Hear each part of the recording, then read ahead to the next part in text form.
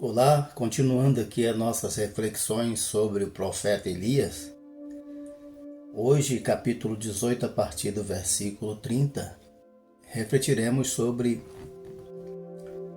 tempo de reavivamento espiritual. Tempo de reavivamento espiritual. Logo no versículo 30, Elias diz ao povo, ou convida o povo para que se achegue a ele. E aí ele toma 12 pedras, segundo as 12 tribos dos filhos de Israel, e ali ele restaura o altar do Senhor que estava destruído. Então aqui já percebemos uma grande diferença. Enquanto o povo se ocupava da adoração a Baal, e o rei incentivava, apoiado pela rainha, o altar do Senhor estava destruído. Elias vai lá, o primeiro passo no seu desafio contra os profetas de Baal e de Acera é reconstruir o altar do Senhor. Isso diante de todo o povo, inclusive diante do rei. Nós vemos aqui então o desprezo para com o culto ao Senhor e, por outro lado, a importância que eles davam ao culto a Baal. Isso Elias demonstra ali que é um homem de fé, um profeta corajoso, e vai lá e restaura o altar do Senhor, zeloso pela adoração ao verdadeiro Deus. Então Elias mandou cavar uma vala ao redor do altar. Isto está no versículo 32, 33 até o 35. E mandou que os homens enchessem esta vala de água, jogasse água sobre o altar, porque ali, como vimos no estudo passado, o desafio era o Deus que respondesse com fogo e queimasse o holocausto totalmente. Então esse seria Deus. Nós vimos que os profetas de Baal fizeram também o seu altar primeiro e clamaram de manhã até a tarde, não houve resposta nenhuma. Então agora é a vez de Elias clamar o seu Deus para ver se Deus responde ao seu clamor e então queima o holocausto. Mas ele não põe combustível, não, ele põe água, porque a água apaga o fogo. Então Elias manda encharcar de água todo o holocausto e em volta dele na vala que havia em volta. Então Elias é ousado, ele está realmente disposto a demonstrar por todos os meios que só Yahvé é Deus. Um tempo em que o culto a Deus era desprezado e o da idolatria, dos falsos deuses, era priorizado, os altares de Baal eram bem tratados, o de Deus estava desprezado. Elias vai lá e restaura o altar, põe lá um holocausto, encharca de água e desafia: eu vou orar e Deus vai responder com fogo. E será surpreendente, veremos a seguir. Então aqui está um reavivamento espiritual, e o profeta de Deus é importante nesse processo, porque ele chama o povo para a obediência à palavra de Deus, para a fé em Deus, e desafia realmente todo o povo, o rei, todo o povo, a crer em Jeová como único e suficiente Deus Salvador. Então é hora de perguntarmos o seguinte: em nossa pátria, nosso Brasil, em nossas igrejas e em nossos corações, o altar de Deus está construído, está bem cuidado?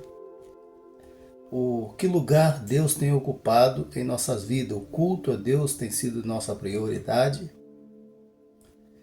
É coisas que devemos refletir, não é? É hora de construirmos e reconstruirmos altares para o nosso Deus em nossa vida, em nossa casa, no coração do nosso povo. Cada coração sem Cristo precisa ser construído um altar, e isso só é possível através da pregação do Evangelho, do nosso testemunho nesta nação. Cada coração sem Cristo é um campo missionário. é onde precisamos construir um altar para o nosso Deus, para que Cristo nele habite, e fazer isso com entendimento, né? Como o profeta Elias, e não como Israel. Em Romanos capítulo 10, versículo 2, diz que Israel tinha zelo de Deus, Paulo diz, né? Zelo de Deus, mas sem entendimento. Nós precisamos construir altares, mas com o entendimento da palavra de Deus. Não há outro meio de construir altares para Deus a não ser pela sua palavra. Precisamos construir altares em louvor ao Deus vivo, em adoração ao Deus vivo em nossas vidas. Então Elias reconstrói o altar de forma didática, né? Ao pegar as 12 tribos dos filhos de Israel, ele põe ali para renovar uma aliança, chamar o povo à adoração, promover um avivamento espiritual. E isso é muito significativo, porque lembra que aquele Deus para o qual ele estava restaurando, reconstruindo o altar, era o mesmo Deus dos patriarcas, né? Abraão, Isaque e Jacó. Também lembra que era o Deus de Moisés, que lhes deu a lei lá no Monte Sinai. Então, ele estava ali fazendo o povo refletir, recordar que esse altar é o altar que eles deveriam ter constantemente em suas vidas, jamais deveriam remover, jamais deveriam desprezar, porque houve uma aliança e eles estavam traindo essa aliança. E essa traição era chamada de adultério, um adultério espiritual, né?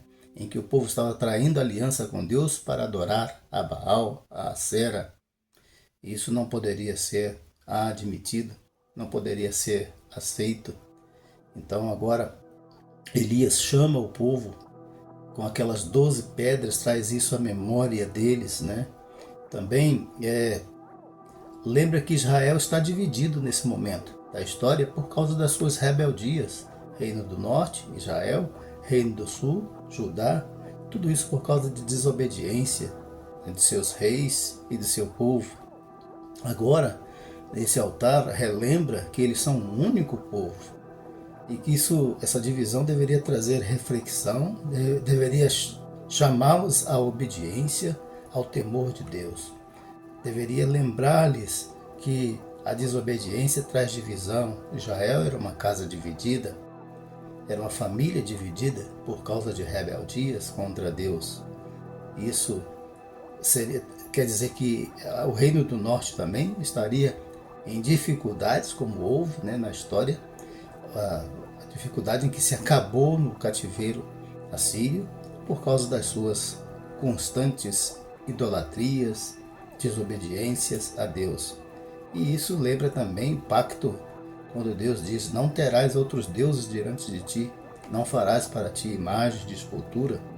Também lembra que Deus havia dito que se eles fizessem isso, eles seriam abandonados, seriam desprezados, seriam destruídos. Então isso é muito importante que Elias estava fazendo, em reconstruir o altar com aquelas 12 pedras. Então uma coisa marcante no reavivamento real, verdadeiro, é a obediência à palavra, é o conserto, a obediência ao conserto, as alianças feitas com o Senhor, né? Hoje se fala muito em reavivamento espiritual, mas o que vemos sendo chamados de reavivamento espiritual por aí são chiliques, chorinhos, né? Danceteria, pulinhos daqui, pulinhos dali, linguagens esquisitas que ninguém entende nada. O que Elias estava falando era o povo falando uma linguagem que o povo entendia, né?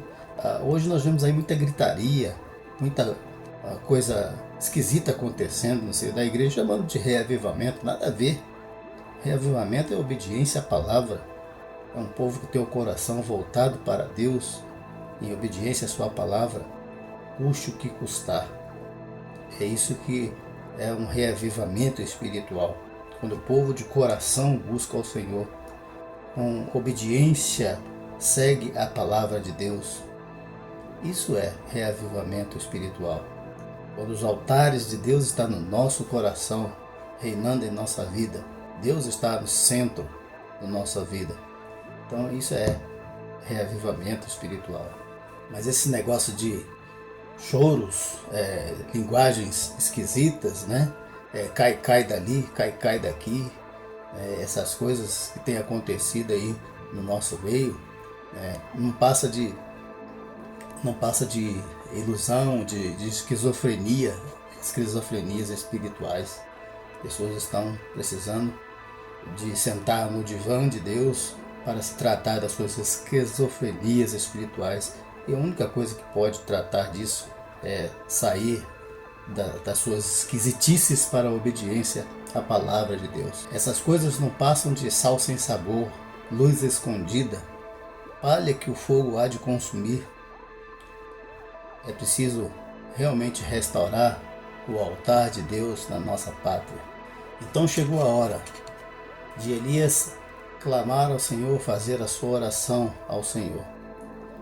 E veremos então que este é o Deus que responde. Elias então diz assim: ó Senhor, Deus de Abraão, de Isaac, de Jacó, de Israel, manifeste-se hoje que tu és Deus em Israel, e que sou teu servo, e que segundo a tua palavra fiz todas essas coisas. Responde-me, ó Senhor, responde-me para que este povo conheça que tu, Senhor, és Deus, e que fizeste voltar o seu coração. No versículo 38 diz assim: então caiu fogo do céu e consumiu o holocausto, a lenha, as pedras e o pó, e ainda lambeu a água que estava ao redor do altar. Lembra que Elias mandou encharcar todo o holocausto em volta dele de água. E caiu fogo do céu em resposta à sua oração, e consumiu tudo aquilo e lambeu toda a água que havia ali no redor. E é interessante que até as pedras foram consumidas. Veja que poder extraordinário Deus demonstrou naquele dia ali. Veremos então agora as consequências dessa demonstração de poder e de resposta à oração. No versículo 39, então, quando o povo viu aquela demonstração de poder em resposta à oração de Elias, eles caíram de joelhos, caíram por terra, e disseram: o Senhor é Deus, o Senhor é Deus.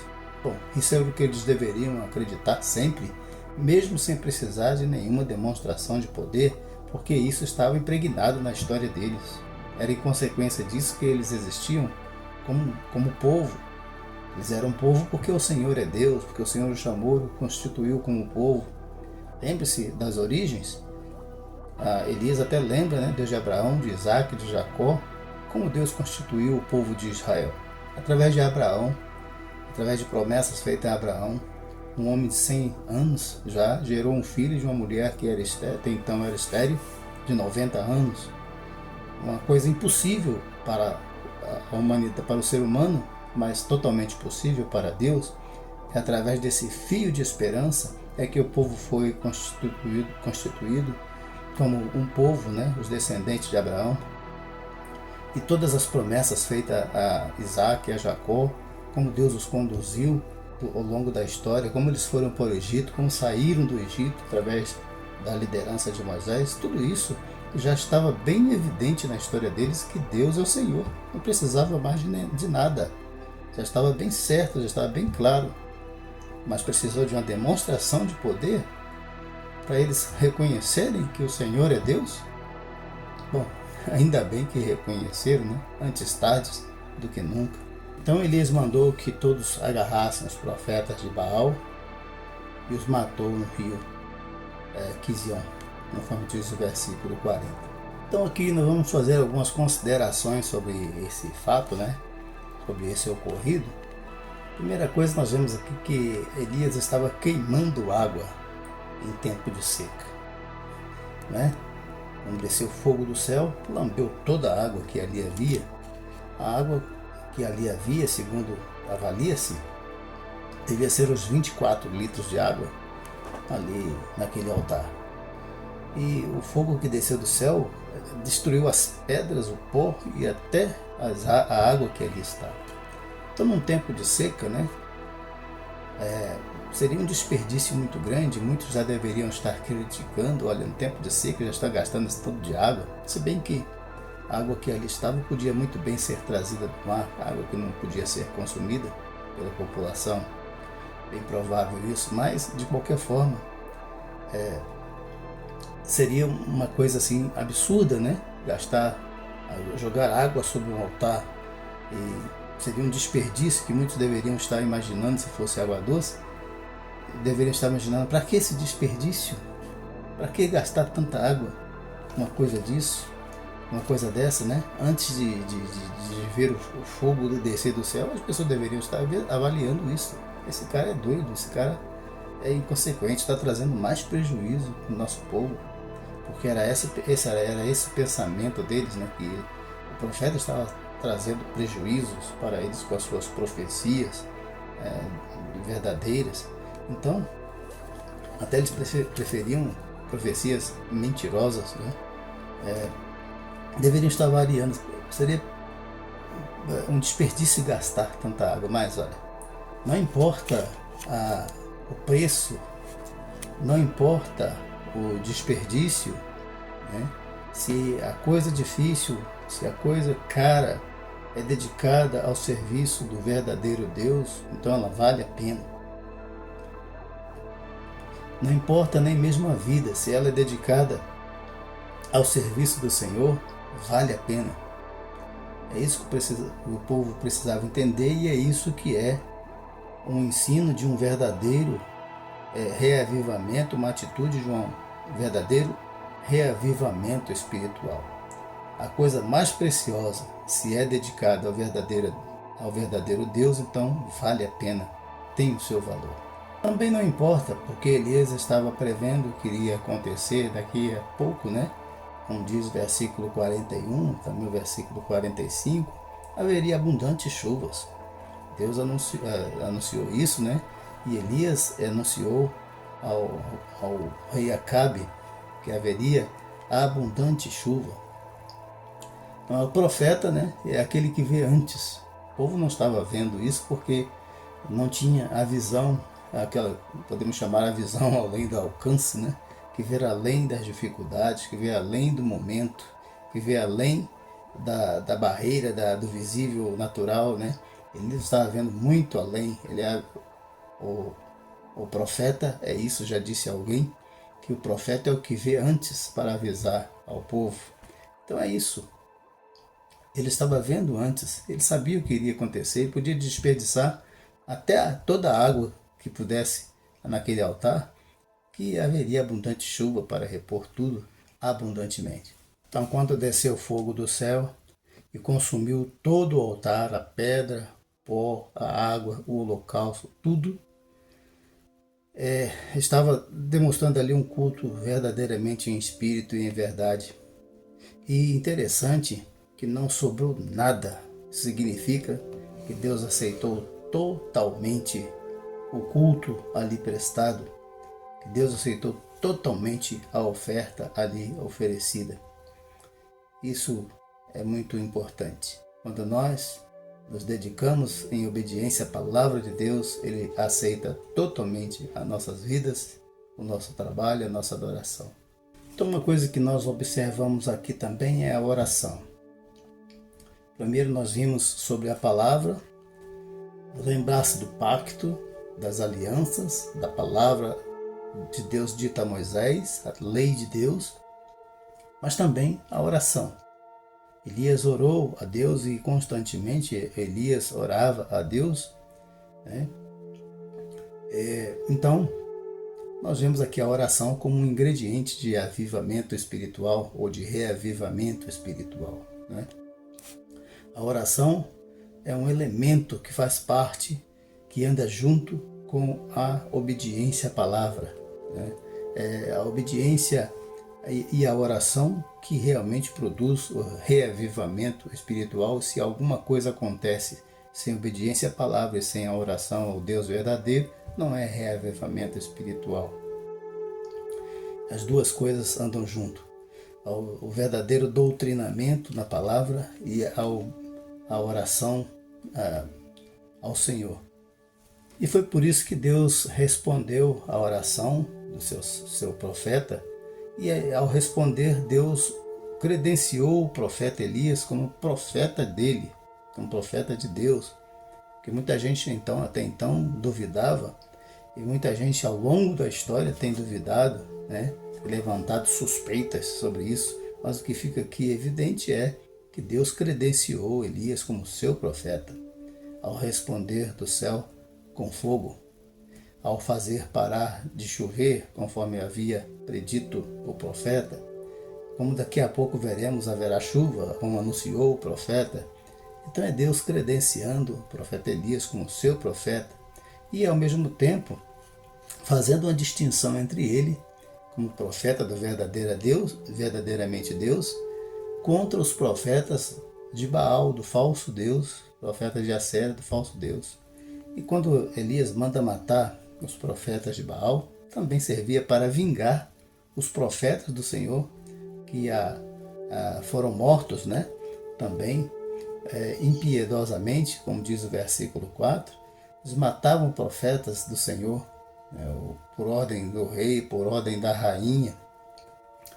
Então, jeito de punir a apostasia, né, que estava sendo instaurada em Israel, e condenar os falsos deuses.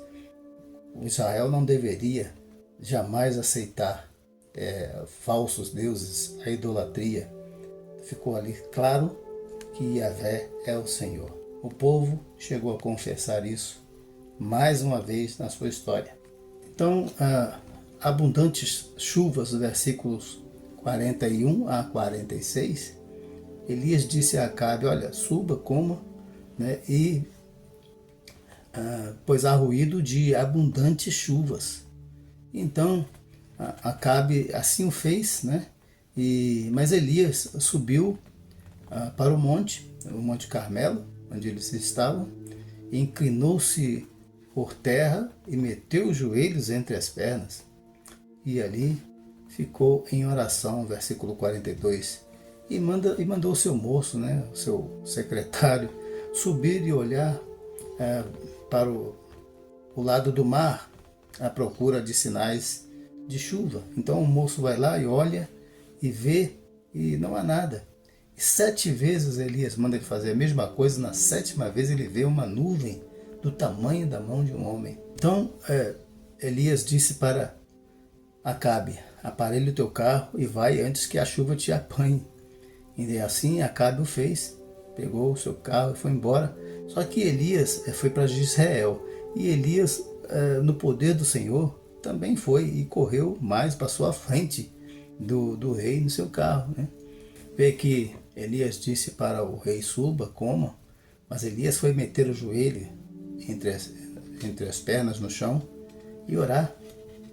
A comida preferida do profeta é a oração, como eu disse há pouco. A oração e a palavra andam juntas, né? No reavivamento espiritual.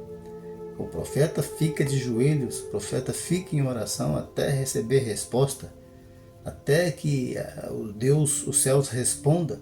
Ele está ali em oração, não desanima jamais, devemos orar sempre e nunca desfalecer, disse Jesus em Lucas capítulo 18, versículo 1. Então o profeta ora assim a Deus, né?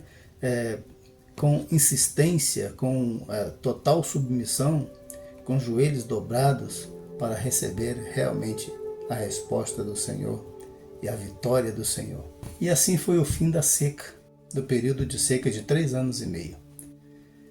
E aconteceu com um milagre, porque o céu estava limpo, não havia nenhum sinal de chuva. Por 7 vezes o moço foi olhar e não havia sinal de chuva, mas aquela nuvem se tornou numa grande tempestade. Logo o céu se escureceu e começou a chover uma abundante chuva, né? E é assim que Deus faz a coisa. O céu estava limpo, mas isso não tem problema. Então a falta de água, a falta de chuva não seria mais motivo de escassez. Poderia haver outros, mas este não seria mais o motivo de escassez entre o povo. Quando homens e mulheres de Deus oram, né, Deus manda chuva de bênçãos. E não manda só gotas, não. Manda chuvas de bênçãos. Então, o poder de Deus, uma coisa notável aqui também, mais uma credencial, né?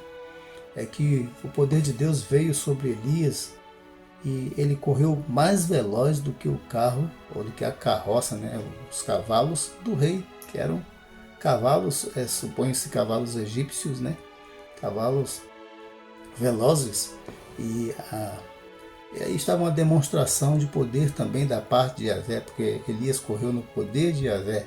Ou seja, não tem cavalos mais velozes do que os homens de Deus, do que aqueles que são usados por Deus. Não tem armas de guerras mais ágeis do que aquelas usadas por Deus. É outra demonstração de poder. A distância ali, calcula-se os estudiosos que seria de 25 quilômetros de distância, e Elias foi mais veloz do que ele. Então é isso, pessoal. Um reavivamento ocorre com obediência à palavra de Deus, com oração, com renovação dos pactos, das alianças, com reconstrução do altar. Construa um altar para o Senhor no seu coração, na sua casa. Consagre o seu quarto, se você não puder consagrar mais nada na sua casa, consagre o seu quarto como um altar de oração ao Senhor, para estar ali lendo as Escrituras, meditando nas Escrituras e orando ao Senhor. E com certeza Deus vai mudar a sua vida, Deus vai transformar toda a sua vida, porque é isso que sempre acontece, né? E no coração que Deus anda, no coração que Deus entra, a alegria, a paz, a salvação. Deus abençoe a sua vida.